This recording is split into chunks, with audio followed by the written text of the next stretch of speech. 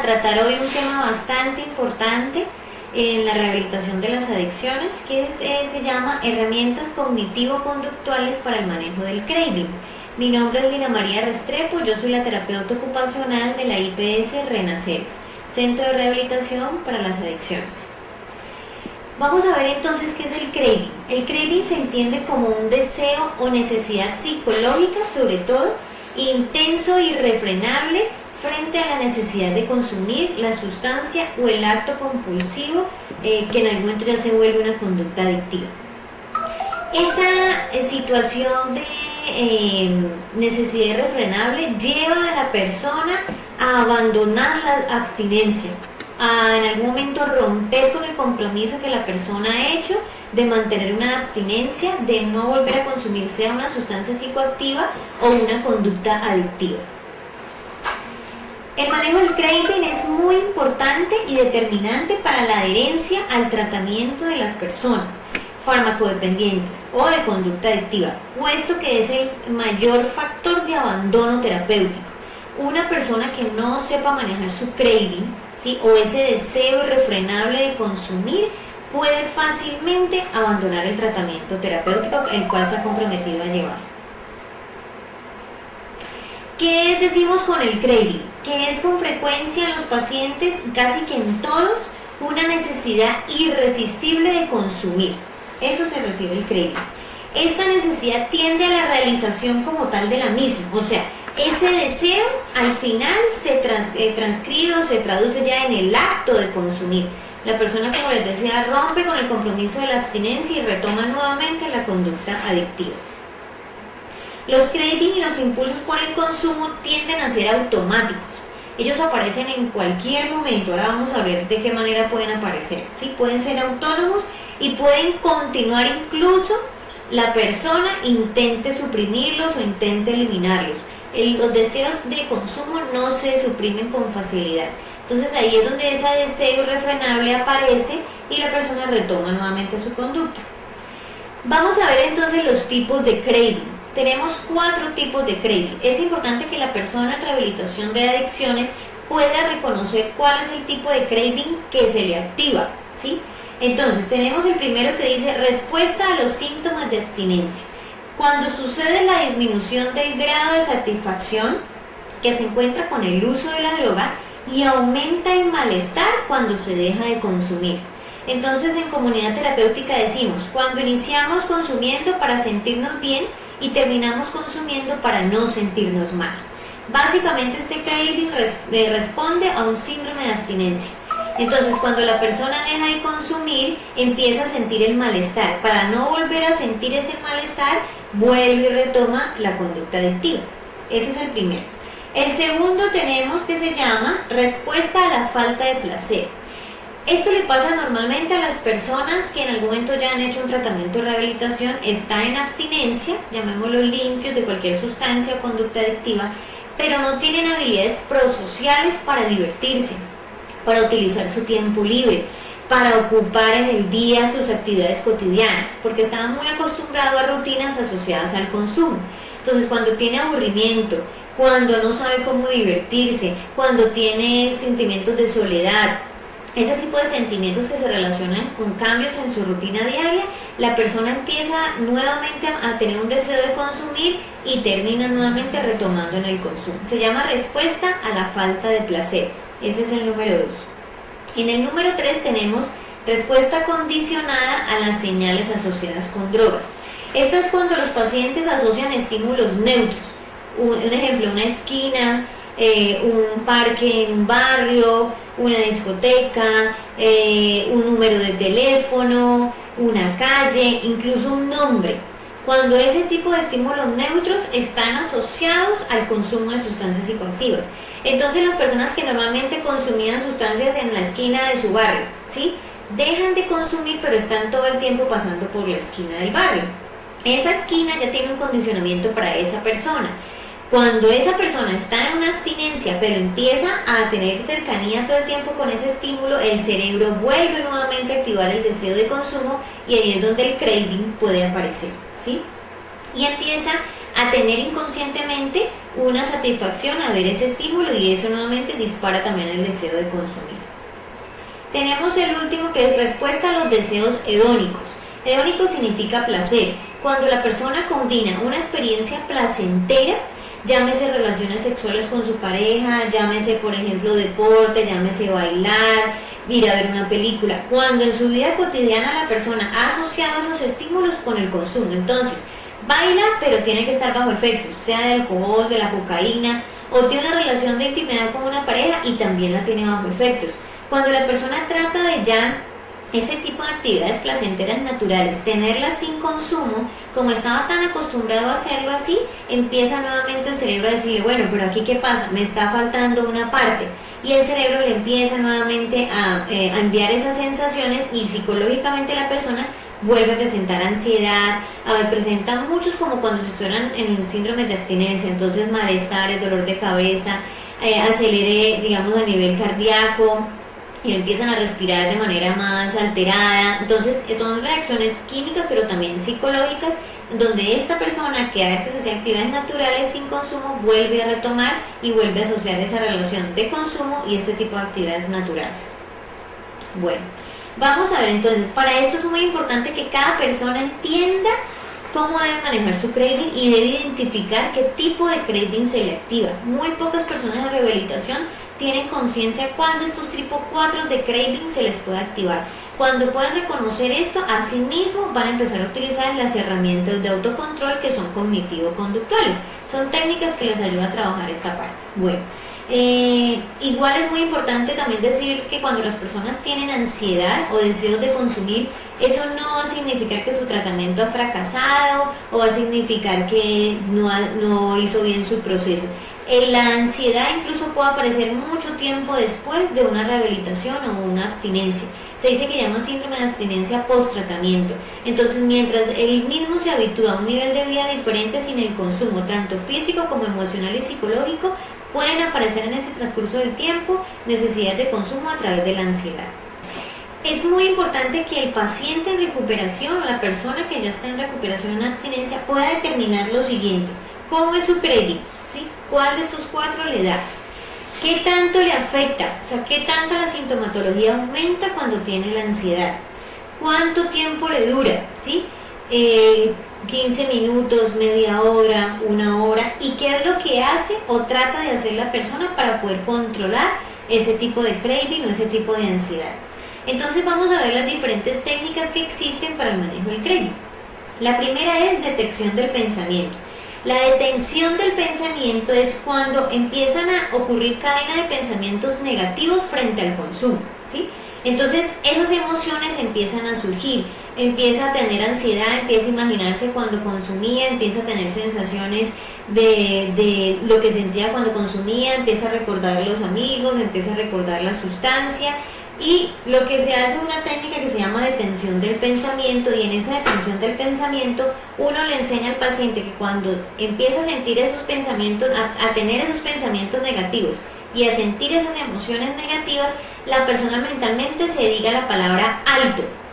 Ella misma se va a parar el pensamiento, ¿sí? Entonces, mentalmente se dice alto, o se imagina una señal que diga alto o diga parada o tenga la mano en parada, o por ejemplo un semáforo, mentalmente imaginarse como un semáforo en rojo que le permita parar el pensamiento, ¿sí? Son diferentes técnicas que la persona va usando, por eso se llama detención del pensamiento, o sea, se detiene el pensamiento diciendo la palabra alto. Lo puede decir en voz alta o mentalmente si va por la calle y le da la ansiedad. Lo puede utilizar la palabra pare, por ejemplo, o detente mentalmente, imaginándose una señal, como una señal de tránsito, o por ejemplo un semáforo en la luz en rojo para imaginarse que ya el pensamiento se ha detenido. Ese con detención del pensamiento. Tenemos otro que se llama la técnica de distracción. Como su nombre lo indica, es que el sujeto se distraiga en otras cosas fuera del pensamiento que está teniendo. Entonces, por ejemplo, cambie su enfoque interno, o sea, el pensamiento que está teniendo, por el enfoque externo. Entonces él va por una calle y pasó por el parque que le dio la ansiedad. Entonces inmediatamente ese enfoque interno, o sea, su ansiedad, la va a cambiar a un enfoque externo. ¿Qué va a hacer? Va a fijarse por ejemplo, voy pasando por la vecina, se llama tal, o aquí hay tantos carros parqueados, o los árboles están muy lindos, o hay una señora que está con un bebé, y empieza a fijarse en diferentes cosas distintas a enfocar el parque donde él estaba consumiendo. Esa se llama, por ejemplo, técnica de distracción, que es bien importante también. La otra es control y programación de actividades. ¿En qué consiste? La mayoría de las personas en rehabilitación, cuando sea que salgan de un internado mucho tiempo o que estén yendo a programas de ambulatorio, son personas que tienen que reorganizar sus actividades cotidianas porque sus rutinas venían adaptadas al consumo de sustancias. Entonces tienen que organizar hábitos y rutinas y cuentan muchas veces con más tiempo libre. Cuando esto pasa, la persona debe tener ya una rutina organizada. Se dice que en adicciones usted no debe tener mucho tiempo libre para pensar, porque ahí es donde empezamos nuevamente a tener sentimientos de ansiedad. Entonces se llama control y programación de actividades. La persona lo que debe hacer es hacer un plan de acción. Diariamente debe tener unas actividades programadas y delimitadas en tiempos, en horarios, en resultados, en objetivos. Yo con los pacientes trabajo, por ejemplo, plan de acción. A cada usuario se le da como un cronograma, ¿sí? Como una agenda, y la persona pone la fecha, el día, la hora, las actividades y a quién corresponde realizarlas. Eso le permite a la persona tener cada día que se levante, tener clara su rutina diaria, qué va a hacer, y no le va a dar espacio para pensar en actividades que puedan ser negativas o en algún momento recrear en el consumo y terminar haciendo nuevamente acciones que lo llevan nuevamente a retomar el consumo de drogas o de sustancias. Entonces tenemos actividades, por ejemplo, de tiempo libre, como hacer deporte, compartir en familia, retomar las actividades laborales, los que ya han tenido que suspenderlas por la rehabilitación, retomar las actividades académicas, ocuparse y tener un proyecto de vida claro. Aquí es sumamente importante el tema del proyecto de vida. La persona en rehabilitación organiza su proyecto de vida, lo piensa, cuáles son sus objetivos a corto, a mediano y a largo plazo, cuáles son las metas y cómo va a hacer para cumplirlas. Entonces en esta parte es bien importante ya también, para evitar una ansiedad o un manejo inadecuado del craving, tener también un proyecto de vida muy claro. Otro que tenemos, otra técnica se llama entrenamiento en relajación. ¿Esto qué significa? Es ayudar a la persona a manejar las emociones negativas. Entonces les enseñamos respiración. Muchos utilizan, por ejemplo, actividades alternativas desde la parte más de medicina natural, como es, por ejemplo, la acupuntura, o como por ejemplo la meditación, o hacer el yoga, ese tipo de actividades que le enseñan a la persona a manejar sus emociones, su respiración, porque cuando la persona también tiene craving o tiene ansiedad, empieza a hiperventilar, empieza a aumentar su capacidad para respirar, lo mismo la parte cardíaca, el ritmo cardíaco, y eso muchas veces les empieza a dar mucha más ansiedad, a algunos les puede dar trastorno de pánico. Entonces la idea es que aprendan a relajarse. Hay relajaciones como por ejemplo la de Jacobson, que es la que más se usa, en donde la persona cada parte del cuerpo se la imagina, la tensiona y después la relaja, y así va pasando desde la cabeza hasta los pies. Igualmente escuchar música de relajación, igualmente antes de dormir o antes de acostarse, procurar tener un espacio propio de intimidad, de relajación, de encontrarse consigo mismo, de reorganizar sus pensamientos. Desde la parte espiritual también es bien importante, como muchos usan la oración, el encuentro con ese poder superior, que en 12 pasos, como parte de la rehabilitación, 12 pasos ayuda a poder también encontrarse con ese poder superior. Entonces también es una manera en que la persona puede relajar sus emociones, controlar sus pensamientos y asimismo evitar un tipo de ansiedad. En las técnicas tenemos otra que es la técnica de imaginación, y es sustitución por imagen negativa. La técnica de imaginación, la sustitución por imagen negativa, es que si la persona en algún momento está pensando en lo positivo que hacía cuando estaba en el consumo, en el placer que sentía, en el encontrarse con los amigos, en todas las sensaciones aparentemente positivas que tenía, uno le pide a la persona que sustituya esa imagen que tiene de placer de la sustancia por la consecuencia que les traía. Por ejemplo, si se imaginaba en el parque con los amigos o bailando bajo efectos, se imagina qué pasaba después. Peleaba con su familia, se enojaba con la esposa, llegaba tarde al trabajo. Entonces sustituye esa imagen negativa, positiva, que le traía del consumo por las consecuencias o una imagen negativa de tomar la decisión de consumir. Entonces inmediatamente la persona racionaliza de manera diferente y reconoce que definitivamente estar en consumo le trae completamente situaciones negativas y que por eso no debe volver a consumir. La otra es reemplazo por imágenes positivas, es al contrario, es cuando la persona en algún momento siente que no va a poder rehabilitarse, que no va a poder salir de las sustancias, que no va a ser capaz, que va a terminar, por ejemplo, viviendo en la calle, que va a perder a su familia. Entonces uno le sustituye por la imagen positiva, ¿sí? Entonces lo que hace es un refuerzo positivo de sí va a poder, se imagine, por ejemplo, un proyecto de vida sin sustancias, que se imagine ya con su hogar reconstruido o con el trabajo recuperado, con su salud recuperada, que cambie esa imagen negativa y esos temores de volver a consumir por una imagen o unas visualizaciones positivas de mantenerse en abstinencia. Se usan lo que se llaman las tarjetas flash o las fichas salvavidas, y es que se hacen, eso lo hago yo en la terapia, y es que ellos fabrican unas tarjeticas como si fueran del tamaño de la cédula, las laminan y las meten en su billetera, las llevan siempre con ellos. En esas láminas pueden colocar me va muy bien, sin consumir sustancias, estoy feliz con mi abstinencia, he recuperado mi vida. Entonces cuando la persona puede tener una ansiedad, saca sus tarjeticas y las empieza a leer. Por eso, deben ir siempre con ellas. Entonces les ayuda como a manejar esa racionalización de cambiar esos temores por lo positivo de haber optado por la rehabilitación.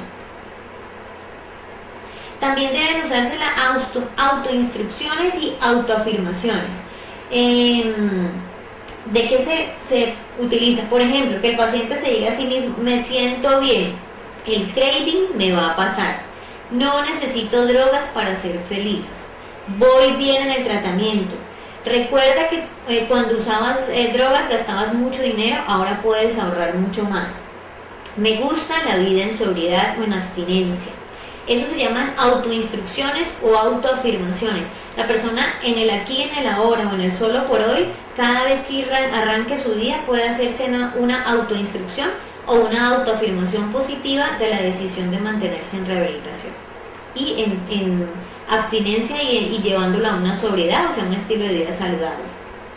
¿Qué podemos entonces concluir con estas técnicas y este manejo del craving? Es que el manejo del craving es determinante para el tratamiento exitoso de una persona y sobre todo el tema psicológico de las adicciones, y también para permitir una mejor adherencia al tratamiento y a la permanencia en la abstinencia.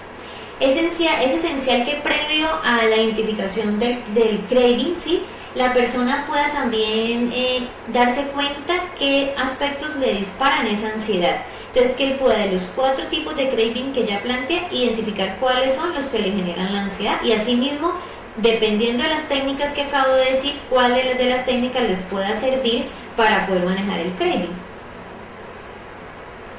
Y para finalizar, pues la idea es que la persona siempre tiene que tener claro que la abstinencia ha sido un compromiso en el cual ha asumido, que la adicción es un trastorno de la conducta que lo afecta tanto física como emocional, como espiritual, como social. O sea, la adicción es un trastorno o algunos una enfermedad, que también se puede plantear desde ese aspecto, que afecta a la persona en todos los componentes de su vida, familiar, espiritual, laboral, económico, en salud, y la persona ha optado por cambiar ese estilo de vida. Y esa rehabilitación no dura ni 6 meses, ni 1 año, ni 2 años, ya es la decisión de cambiar su estilo de vida de aquí en adelante hasta que ya la persona pues cumpla su edad mayor o que ella defina que ya quiere tener un estilo de vida diferente. Muchísimas gracias, hasta aquí entonces planteamos este tema, espero les haya gustado. Les habló la doctora Lina María Restrepo, terapeuta ocupacional, Renacer IPS.